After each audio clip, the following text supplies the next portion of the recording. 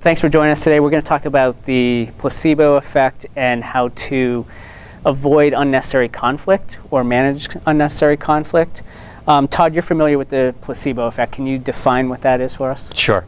The placebo effect is, in essence, creating a preconceived notion, whether it be positive or negative, that can affect how you react to people or how you treat them. We all learned the example of a class that was separated in two. Half the class, the teacher was told that half the class was gifted, the other half was less than gifted, and the teacher started treating the children based on those, giving verbal and nonverbal cues, and the children actually started rising or lowering themselves based on those expectations.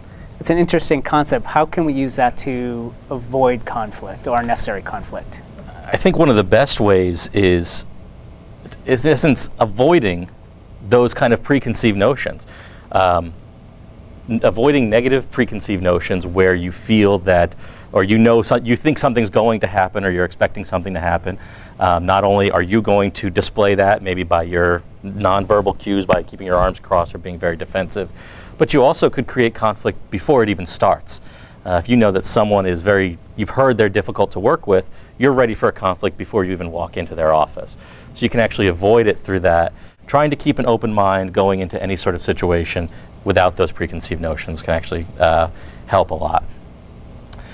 One of the things, though, that I'm really interested in is how do we use the idea of a placebo effect to improve morale?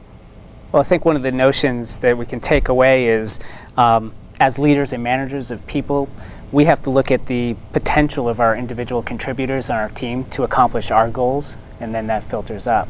I think one of the other things that we have to look at is how do we use placebo effect to, on a bigger scale within the company culture? Well, I think, building on what you just said, as leaders, and as individual contributors, not only leaders, but avoiding the creation of a placebo effect. If I have a personal issue with someone, I don't want to spout that out. I don't want to speak that because I'm going to create that placebo effect in the mind of anybody that I'm dealing with. So by reducing the negative connotations that I can use and improving positive, you can actually create a much more cohesive and excited group. They're excited to work with these people. It can improve the morale as they interact with each other. That's it. Thank you. That was fantastic.